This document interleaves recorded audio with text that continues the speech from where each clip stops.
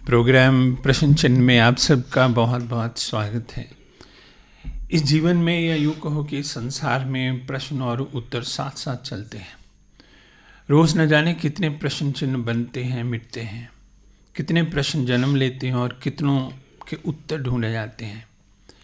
कई उत्तर फिर और नए प्रश्नों को जन्म देते हैं। क्या, कब, क्यों, कैसे, कब तक जैसे अनेकों प्रश्न सारे संसार के ज्ञान को जन्म देते हैं। हम क्यों हैं, किस लिए हैं, हमारे होने का उद्देश्य क्या है, हमने जाना कहाँ है, ये संसार क्यों बना, किसने बनाया, इसे चलाता कौन है। ऐसे असंख्य प्रश्नों ने सर्वोच्च ज्ञान को जन्म दिया है। परंतु आज इस प्रोग्राम में हमारे सामने एक बहुत ही महत्वपूर्ण सामाजिक प्रश्न है जो प्रश्न चिन्ह बना है और उसके उत्तर को हमने तलाशना है। वह प्रश्न है कि आजकल विदेश में पढ़ने की लालसा क्यों है।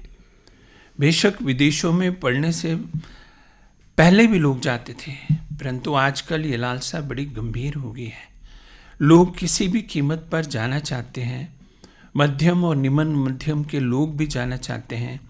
माता पिता 12वीं कक्षा के बाद ही बच्चों को बाहर भेजना चाहते हैं। उसके लिए उन्हें चाहे कर्ज लेना पड़े, ज़मीन जायदाद बेचनी पड़े, लेकिन किसी तरह से बच्चे बाहर चले जाएं। क्यों? क्या कारण है? कोई मजबूरी है या दौड़ है? और इसका हमारे समाज और इसकी अर्थव्यवस्था पर क्या असर पड़ रहा है? इन सब के उत्तर तलाशने के लिए स्टूडियो में मेरे साथ हैं प्रख्यात शिक्षाविद व प्रशासक प्रिंसिपल डॉक्टर उषा कपूर और प्रसिद्ध लेखक व संपादक श्री राकेश शांतिदूत जी। आपका बहुत बहुत स्वागत है। धन्यवाद। मैडम प्रिंसिपल, सबसे पहले कि जो प्रश्न चिन्ह आज इस प्रोग्राम में बने हैं, या यूँ कहो कि जो प्रश्न हमारे सामने आज अपना उत्तर मांग रहे हैं, हाँ जी, आप उन प्रश्नों की गंभीरता को कैसे देखते हैं? देखिए, मानवीय सभ्यता के विकास के इतिहास को अगर देखा जाए तो विभिन्न कम्युनिटीज़ हों या व्यक्ति विशेष हो, वह एक स्थान से दूसरे स्थान पर जाते आते रहे हैं, क्योंकि इंसान हमेशा ही अच्छे अवसरों की तलाश में अपना घर, अपना प्रदेश, अपना इवन देश छोड़कर दूसरे स्थानों पे बसते रहे हैं। क्योंकि व्यक्ति विशेष जो है वो जहाँ भी कहीं अच्छे अवसर देखता है वहाँ पे रोज़ी रोटी कमाने के लिए जाता ही है। और ये कोई अलग बात नहीं है, क्योंकि ये एक प्राकृतिक मानवीय लालसा है, ये प्राकृतिक मानवीय इच्छा है। पर आधुनिक समय में जो युवाओं में दूसरे देशों में जाकर पढ़ने की ये लालसा दौड़ बनती जा रही है, ये थोड़ा सा चिंता का विषय है। क्योंकि आज बच्चों के लिए कोई अमेरिका की यूनिवर्सिटी में पढ़ना चाहता है, तो कोई कनाडा में, कोई ऑस्ट्रेलिया में अपना भविष्य देखता है, तो कोई जर्मनी और इटली में पढ़ना चाहता है। क्योंकि ऐसा नहीं है कि भारत में कोर्सेज उपलब्ध नहीं हैं। देखो, क्षेत्र चाहे साइंस का हो, चाहे मैनेजमेंट का हो, चाहे कंप्यूटर साइंस हो, चाहे फार्मास्यूटिक्स हो या मेडिकल, नॉन मेडिकल, हर क्षेत्र में हमारे कॉलेजेस में, यूनिवर्सिटीज़ में बहुत सारे कोर्सेज उपलब्ध हैं। लेकिन फिर भी यहाँ कंपटीशन में जब उनको एडमिशन नहीं मिलती, जैसे उदाहरण के तौर पर एमबीबीएस में जब एडमिशन नहीं मिलती तो वो नेचुरली रशिया में या यूक्रेन में एमबीबीएस करने के लिए भागते हैं। जैसे हाल ही में रूस और यूक्रेन के बीच जब युद्ध हुआ तो हमारे बहुत सारे विद्यार्थी यूक्रेन में जो पढ़ रहे थे, भारतीय सरकार उनको वापस लेके आई और फिर यहाँ के मेडिकल कॉलेजेस में एडमिशन भी दिलवाई। यानी मेरे कहने का विषय ये है कि इस भौतिकवाद के दौर में पश्चिमी देशों की चमक दमक, यही तो वहाँ बच्चों को, हमारी युवकों और युवतियों को आकर्षित कर रहे हैं। प्रश्न यही है, हाँ, कि क्या उनका आकर्षण है? क्योंकि कभी जवाहरलाल नेहरू जी, महात्मा गांधी जी और बी आर अम्बेडकर साहब ये भी पढ़ने गए थे। नहीं, बाहर पढ़ना कोई गलत थोड़ी है, अलग था। शांतिदूत जी, क्या लोग सिर्फ पढ़ने ही जा रहे हैं? 12वीं कक्षा के बाद ही विदेश चले जाते हैं? क्या उनका उद्देश्य पढ़ना होता है, या जाते ही काम ढूंढते हैं, या जितने पैसे खर्चे गए और वो पैसे कमाना चाहते हैं। प्रश्न ये है कि पहले उद्देश्य क्या होता था और अब उनके जाने का उद्देश्य क्या है। देखो सर, इसके अलग अलग पहलू हैं जी आकर्षण भी है, रोजगार की ज़रूरत भी है जी। क्योंकि जब हम ये कहते हैं ना कि पढ़ने की दृष्टि से बच्चे जा रहे हैं, पढ़ाई पहला अट्रैक्शन नहीं है, वहाँ पे पहला आकर्षण पढ़ाई नहीं है जी। क्योंकि जैसे मैडम ने अभी कहा कि जब पहले भी ये प्रवास इस देश से हमेशा होता, सभी देशों से होता है, आना जाना बना रहता है। अगर आप पुरातन काल में भी जाते हैं तो तक्षशिला दूसरे यहाँ तक पढ़ने आते थे हमारे लोग, वहाँ पढ़ने जाते, नालंदा में जाते थे। उसके बाद मॉडर्न एज में भी जब हमारे लोग, जैसे डॉक्टर अम्बेडकर की आपने बात की, उसके इवन आज़ाद भारत की जब शुरुआत हुई है उस दौर में भी हमारे यहाँ से जब जी ये सब विदेशों से पढ़ के आए ये लेकिन वो तब उच्च शिक्षा के लिए जाने की एक होती थी कि उच्च शिक्षा के लिए जाएंगे, जो हमारे यहाँ उन दिनों उपलब्ध नहीं थी, यहाँ कुछ विशेषता थी उसमें। लेकिन अब जो चिंतन का विषय ये है कि अब जैसे आपने कहा कि +2 के बाद ही बच्चे जा रहे हैं जी, तो +2 के बाद भी बहुत ज़्यादा तादाद में बच्चे वहाँ किसी यूनिवर्सिटीज़ में नहीं पढ़ रहे जी, वहाँ जो साधारण कॉलेजेस हैं वहाँ पढ़ रहे, इवन बहुत प्रोमिनेंट कॉलेजेस की भी बजाय भी जो साधारण कॉलेज हैं, जो हमारे शायद इंडिया के कॉलेजेस का भी मुकाबला नहीं करते जी, वहाँ भी वो पढ़ते हैं। 2-2 कमरे में कॉलेजेस हैं, बच्चे वहाँ भी जा रहे हैं। और उसका उससे जुड़ा जो असली पहलू है कि वो है कि उन्हें पढ़ते हुए समानांतर रोजगार मिलता है वहाँ पे, क्योंकि वहाँ वंस अ वीक कॉलेज जाने वाले कॉलेज भी हैं, ट्वाइस अ वीक जाने वाले कॉलेजेस भी हैं। 20 घंटे का वर्क आप एक कॉलेज में एक दिन जाएंगे, 20 घंटे तो उन्हें जो बच्चों को मिलते हैं वो परमिट से मिलते हैं।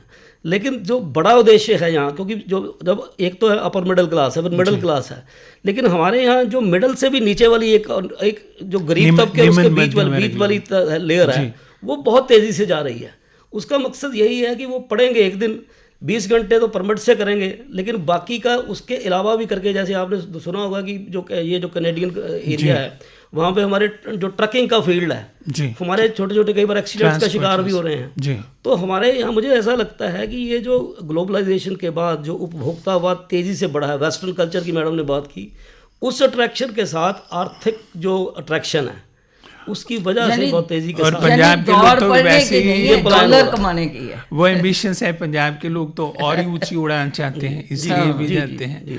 और सवाल ये है कि उन देशों में जहाँ पर PR होनी ज़्यादा आसान है, जैसे कनाडा है या पहले ऑस्ट्रेलिया और न्यूजीलैंड में भी जाते थे, वहाँ जाते हैं, तो इस सब का असर जो माता पिता यहाँ पीछे हैं, जो समाज पीछे है, जो यहाँ पर समाज पर और हमारी अर्थव्यवस्था पर क्या असर पड़ता है।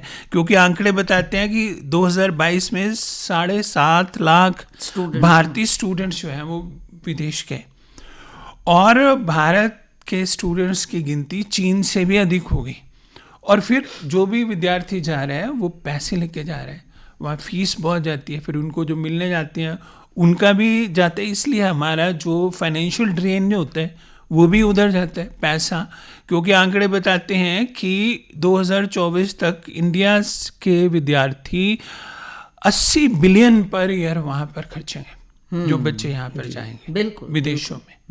यानी कि हमारी आर्थिकता के ऊपर एक बड़ा और उनकी आर्थिकता को पोषित किया जा रहा है। जिन देशों में जा रहे हैं उनको तो इनकम हो रही है, इसलिए वो छोटे छोटे कॉलेज भी बना रहे हैं। ये बड़े सोचने अभी आप देखिए ना कि अभी जैसे यूक्रेन और ये वॉर जब शुरू हुआ है रशिया का, जी, कनाडा की स्थिति हम पहले चर्चा में कर रहे थे, बातचीत कर रहे थे कि आज वहाँ की स्थिति क्या, महंगाई किस लेवल पे चली गई है। सारे यूरोप में वो सारा कुछ होने के बावजूद जो कनेडियन गवर्नमेंट ने जो अभी रिसेंटली एक डिसीजन लिया है कि वो एडमिशन्स जो एजुकेशनल उनके इंस्टीट्यूशंस हैं, उनकी यूनिवर्सिटीज़ हैं, कॉलेजेस हैं, उसको लेकर उन्होंने उस एरिया को थोड़ा और खोला है कि आप आइए, क्योंकि उनके पास सबसे बड़ा जो इनकम का साधन है उनके नेचुरल रिसोर्सेज के पास, क्योंकि कनाडा जैसे देश में जो नेचुरल रिसोर्सेज बहुत हैं जिसके सर पे उनकी इकॉनमी बैठ रहा है। लेकिन आज जब वो क्राइसिस में है तो उनके लिए ये जो हमारे देशों से जो जाता है पैसा, इसीलिए उन्होंने वो यूनिवर्सिटियों के लेवल पे उन्होंने जैसे अभी कर दिया कि स्टूडेंट्स को 20 जो आवर्स की बजाय 40 आवर्स कर दिए कि आप और यहाँ तक भी कर दिया कि जो उनके माँ बाप टूरिस्ट वीज़ा पे उनको मिलने जाते हैं तो उनको टूरिज्म के वो जो पीरियड है उनका स्टे का, उसमें भी वो वर्क परमिट। प्रश्न तो यही है कि हमारी समाज पर, हमारी समाज की अर्थव्यवस्था पर, वित्तीय स्थिति पर, क्योंकि एक विद्यार्थी, आंकड़े कहते हैं कि 30 से 32 लाख प्रतिवर्ष फीस के हिसाब से, किताबों के हिसाब से, अकोमोडेशन के हिसाब से, खाने पीने के हिसाब से वहाँ पर खर्च करता है। चाहे कमाता है लेकिन खर्च करता है, उनकी आर्थिक व्यवस्था का पोषण हो रहा है। हमारे यहाँ से पैसा बाहर जा रहा है। देखो शर्मा जी, यही तो चिंता का विषय है जी, इसलिए तो पहले देखो हमारे समाज में से 40-50 साल पहले भी लोग जाते थे। यानी हमने अपने बुजुर्गों को भी देखा जो बसरा, बगदाद और यूके में कमाने के लिए गए, और वो कमाने के लिए जाते थे। उनका उद्देश्य होता था कि वो ज़्यादा से ज़्यादा कमा के परिवार के लिए घर वापस लाएंगे। तभी तो पंजाब में बोलियां बनी है, बारी बरसी खटन गया सी। यानी खटने के लिए जाते थे, कमाने के लिए जाते थे। और वैसे भी उस समय संयुक्त परिवार थे सारे, यानी बड़े बुजुर्ग और सब मिलजुल के रहते थे, और घर में औरत जो है, बच्चे है, संयुक्त परिवार में अपना समय पास कर लेती थी।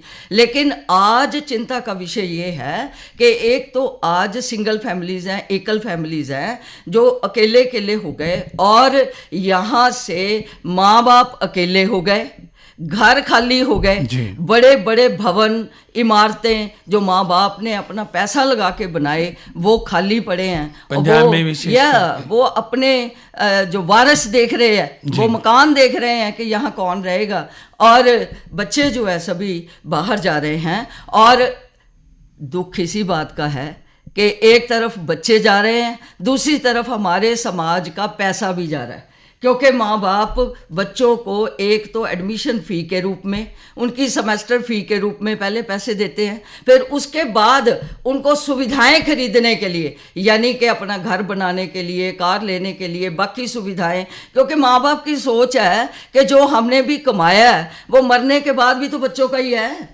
तो फिर क्यों ना जीते जी उनकी हेल्प करें, ताकि वो अगर दूसरे देश में गए हैं तो वो वेल एस्टेब्लिश हो सके, सही अपना जीवन स्तर रख सके। इसलिए आज ये प्रश्न चिन्ह लगा है, क्योंकि आर्थिक दृष्टि से भी हमारा पैसा बाहर जा रहा है। पहले पैसा यहाँ आता था, अब पैसा यहाँ से बाहर जा रहा है। एसोचैम के अनुसार ओवर 13 बिलियन US डॉलर जो प्रति वर्ष जो है वो भारत के 4,50,000 जो विद्यार्थी हैं वो बाहर खर्च करते हैं। भारत का पैसा, बिल्कुल। आप सोचो 13 बिलियन कई छोटे छोटे देशों का बजट, टोटल बजट भी नहीं होता। और इसका जो असर है वो ये पड़ रहा है कि बच्चे अपनी रूट से अलग हो रहे हैं, अपनी संस्कृति से अलग हो रहे हैं, और अपने देश की, आप यूँ कह सकते हो कि इतिहास और मिट्टी से अलग हो रहे हैं।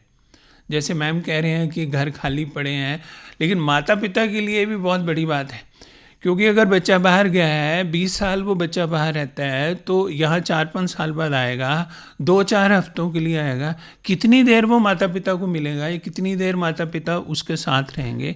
अगर माता पिता विदेश जाते हैं तो वो अपनी जड़ों से अलग हो जाते हैं। बात मिलने की नहीं है सिर्फ जी, आज तो ऐसी स्थिति हो गई है कि माँ बाप में से कोई एक चल बसे तो उसका अंतिम संस्कार करने के लिए भी बच्चा पहुंच नहीं पाता जी, और उसका संस्कार भी कोई दूसरा कर रहा है। यानी कि माँ बाप पाल पोस के, पढ़ा के, शादियां करके सेटल तो कर देते हैं, लेकिन जब उनको उनकी ज़रूरत है उनके पास कोई नहीं होता, अकेलापन है। प्रश्न चिन्ह यही है कि इस सब की जानकारी के बावजूद भी लोग जा रहे हैं, तो फिर कुल बैलेंस शीट क्या होती है? क्या खोते हैं, क्या पाते हैं, क्या कंपल्शन है कि फिर भी जाते हैं?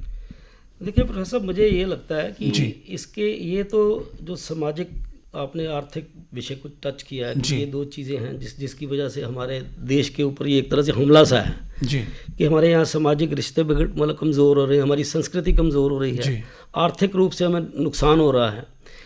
लोग जाते क्यों हैं जी? वजह आपने कहा कि इस सब के बावजूद लोग क्यों जा रहे हैं? मुझे कहीं ना कहीं ये लगता है कि एक तो जो जॉब सिक्योरिटी है, सोशल सिक्योरिटी की हमने शुरू में बात की थी, लेकिन एक जॉब सिक्योरिटी जो है हमारे यहाँ लंबे समय से जो है वो रोज़गार को लेकर एक वैक्यूम हमेशा बना रहता है। कि जब हमारे यहाँ मान लीजिए एक इंजीनियर हमने खड़ा किया, हमारे यहाँ कितने इंजीनियरिंग कॉलेजेस बने थे जी, तो हमारे यहाँ जब जितना पैसा इंजीनियरिंग पे खर्च करके वो बच्चा बाद में 20 से 25-30 हज़ार की जॉब स्टार्ट करता था, तो बाहर क्या होता है कि वो बाहर जाने में ये उन्हें दिखने लगा कि अगर मैं 16 लाख रुपए देके कि डिप्लोमा कोर्सेज में भी वो जाता है तो उसको पैरेलल काम करने का वहाँ मौका मिल जाता है, वहाँ का खर्च हो जाता है। तो वो जब वो 16 लाख रुपया जब खर्च के वो निकलता है तो उसे वहाँ जॉब इजीली मिल जाती है। ये थोड़ी इस समय का आप थोड़ा छोड़ दो, ये जब जो ग्लोबल वॉर का स्थिति बन चुकी है उसमें आप छोड़ दीजिए, उसमें जो माहौल बदल रहा है उसमें क्या इसके आगे प्रभाव दिखेंगे जी। लेकिन मुझे कहीं ना कहीं ये लगता है कि सबसे ज़्यादा जो है वो रोज़गार को लेकर जो उन्हें सिक्योरिटी है कि हमें बाहर जाके काम मिल जाएगा। पर मैडम देखिए, काम के अलावा क्या उसे वो इज्जत, फर्स्ट क्लास सिटीजन का स्टेटस, इमोशनल सिक्योरिटी, ये सब मिलता है या उनको प्रवासी मजदूरी समझा जाता है और वो अपनी काबिलियत के मुताबिक उस उच्च स्तरीय जॉब या काम उनको दिया जाता है कि या वो कोई भी निम्न स्तर का काम करने को भी तैयार हो जाते हैं? देखो, जब शर्मा जी वो शुरू में जब जाते हैं जी, जब यानी वहाँ पे पढ़ने के लिए पैर जमाने होते हैं, अभी पैर जमाने हैं, बच्चे हैं, तब तो वो कई बार छोटे काम भी कर लेते हैं, जैसे कोई मैकडोनल्ड में काम कर रहा है, कोई टिम हॉर्टन में काम कर रहा है, कोई गैस स्टेशन पे काम कर रहा है। लेकिन ओवरऑल अगर देखा जाए तो हमारे भारतीयों ने वहाँ अपनी पोजीशन बहुत अच्छी बनाई है। वहाँ कमा के भारतीय जो हमारे वहाँ पे नागरिक बने हैं उन्होंने हर अपने क्षेत्र में, जिस भी क्षेत्र में वो हैं, वहाँ पे उन्होंने अपनी एक अलग पहचान बनाई है। देखो ना, अगर यहाँ से कितने % लोगों ने अलग नहीं, चलो मैं समझती हूँ चाहे वो 5% लोग भी क्यों ना हों, यानी अमर्त्य सेन अगर अमेरिका ना गए होते, आई मीन वहाँ ना पहुँचे होते तो शायद नोबेल प्राइज़ ना मिलता। हरगोविंद खुराना, उन्होंने अपनी पहचान अमेरिका पहुँचे, वहाँ की यानी कि बसे, तो उन्होंने नोबेल प्राइज़ लिया। इसी तरह वेंकी रमन जी है, उन्होंने नोबेल प्राइज़ जीता। यानी ऐसा नहीं है कि हमारे भारतीयों ने बाहर जाके अपनी पहचान नहीं बनाई, पहचान बनाई है, बहुत कुछ बनाया। और रादर मैं तो जब भी जाती हूँ मैं देखती हूँ कि ख़ास करके हमारे पंजाबी लोग जो हैं उन्होंने बड़े बड़े फार्म हाउस, बड़े बड़े घर, बड़ा बड़ा बिजनेस वहाँ पे एस्टैब्लिश किया है। पर साथ ही साथ जो बात आप कह रहे थे कि ये विद्यार्थी या ये जो हमारे भारतीय पंजाब के खास करके वहाँ जाते हैं, पहले दौड़ में लगे हुए हैं, कमाने की दौड़ में लगे होते हैं, लेकिन एक समय ऐसा भी आता है जब अकेलेपन के शिकार होते हैं। और अकेलेपन के शिकार होने के बाद वह सेल्फ डिसिप्लिन की वर्कशॉप्स लगाते हैं, फिर मनोवैज्ञानिकों से सिटिंग्स लेते हैं। तो फिर वो जो पुरानी पंजाबी में कहावत थी कि बारलियां चौपड़ियां नालों कर दी रुखी मिस्सी जड़ी है, वो ज़्यादा ठीक है। नहीं, वो जो कहावत है आपके हिसाब से आज भी बिल्कुल सार्थक है?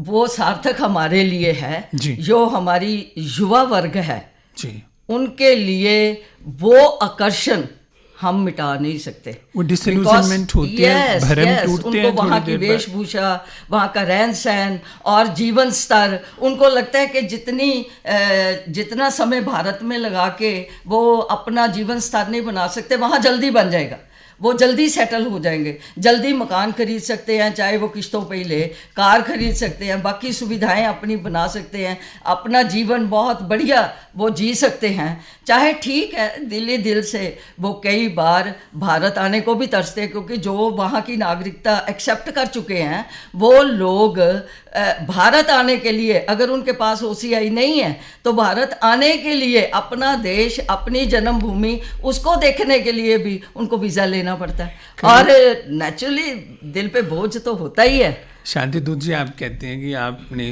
भी जाके सारा देखा है। एक प्रश्न जो आजकल चिन्ह बना हुआ है वही है कि क्या सभी बच्चे जो जाते हैं, सभी के साथ ऐसा नहीं होता, लेकिन मैं कहना चाहता हूँ कई बार अति स्वतंत्रता के कारण बच्चे जो 12वीं कक्षा के बाद ही चले जाते हैं वो अपने मार्ग से भटक भी जाते हैं, गलत संगत में फंस जाते हैं, कई तरह की गैर कानूनी गतिविधियों में भी शामिल हो जाते हैं। ऐसे भी बहुत सारी बातें सुनने में आती हैं। पर सर इसमें ये बड़ी तादाद है वहाँ पे जी, जो आपने कही है, क्योंकि 12th के बाद जब यहाँ से बच्चे जाते हैं जी, तो ज़्यादातर बच्चों की जो बड़ी जो तादाद है वो सामान्य से भी नीचे परिवारों से है, जो आपने शुरू में कहा था कि ज़मीन गिरवी रखते हैं, कर्ज लेके जाते हैं, उनके ऊपर प्रेशर होता है कि वो कर्ज भी उतरना है पीछे वाला जो है, नहीं तो माँ बाप तंग होंगे। तो वहाँ वो फिर क्या होता है कि वो अब कई बार काम की मुश्किल आ जाती है, काम नहीं मिलता, पढ़ाई भी रह जाती है, पढ़ाई भी नहीं पूरी होती उनकी। पढ़ाई जो 2 साल के लिए तय होता है डिप्लोमा, वो 5 साल में भी नहीं पूरा होता जी। उनको पीआर भी लेट मिलती है उस वजह से, क्योंकि वो स्टूडेंट वीज़ा से बाहर निकल ही नहीं पाते, क्योंकि स्टूडेंट वीज़ा से तभी वो निकलते हैं जब वो कंप्लीशन करके वर्क परमिट हासिल करते हैं, फिर उन्हें वो पीआरशिप की तरफ जाना पड़ता है। नहीं, पीआर तो जैसे जो बच्चे यूक्रेन, किर्गिस्तान, उज़्बेकिस्तान, रशिया चलेंगे, इधर तो पीआर एक्सपेक्ट ही नहीं करते। ऑस्ट्रेलिया में, इवन ऑस्ट्रेलिया में बड़ी मुश्किल है, न्यूजीलैंड, कनाडा वगैरह यूके में बड़ी मुश्किल है। हाँ जी। लेकिन वहाँ ये जो आपने कहा ना जी कि वो अब जैसे देखिए वहाँ पे आज कनाडा की बात अगर हम करते हैं, इवन ऑस्ट्रेलिया की भी करते हैं, तो आपको अक्सर वहाँ खबरें पढ़ने को मिलती हैं कि गोली चलाई जी। हमारे इवन यहाँ तक कि सोशल मीडिया पे तो अब ये इतनी वीडियोस आपको अवेलेबल हैं, जैसे मैडम ने शुरू में कहा था कि माँ बाप मर गए तो गांव में फ़ोन कर दिया कि संस्कार तुसी कर लेना जी। तो इस प्रकार से जो है ना, ये आपका ये तथ्य है वहाँ का, ये दुखद तथ्य है हमारे लिए वहाँ का, कि वहाँ हमारे बच्चे की भटकन ज़्यादा हो जाती है जी, क्योंकि वो समझ का वो लेवल नहीं होता उस समय। लेकिन जैसे हमने एक बात अभी कही थी कि जो कहते हैं ना कि सुख छज्जू दे चुबारे ना, वो बल्ख ना बुखारे जी, बिल्कुल।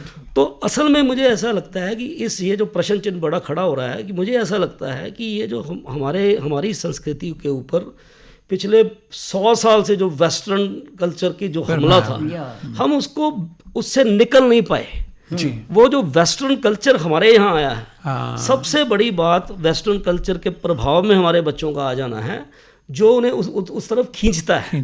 वहाँ रिजल्ट्स क्या आते हैं। अब देखिए बहुत सारे बच्चों को मैंने इंटरव्यू किया इसमें, कि बहुत सारे बच्चे ऐसे हैं जो यहाँ ग्रेजुएशन कंप्लीट करते हैं, फिर 2 इयर्स का एक्सपीरियंस लेते हैं, फिर वो एक्सप्रेस एंट्री लेके यहाँ से किसी भी देश में पीआर लेके सीधे जाते हैं। वो ऑस्ट्रेलिया में मिलती है, यूके में भी मिलती है, अमेरिका में भी मिलती है, कनाडा में मिलती है। वो प्रोफेशनल उन बच्चों में और जो +2 के बाद बच्चे गए हैं, उनमें ज़मीन आसमान का फ़र्क है, बिल्कुल। लिविंग स्टैंडर्ड में भी बहुत फ़र्क है, बहुत। तो मुझे ये लगता है कि ये जो हम वेस्टर्न कल्चर के गलबे से निकल नहीं पाए लंबे समय से, ये सबसे बड़ा कारण है। क्योंकि पहले हमारा यहाँ होता था कि संतोष से रहे, कि 2 कपड़ों में हम जीवन व्यतीत करते थे, उतनी ज़रूरत नहीं थी।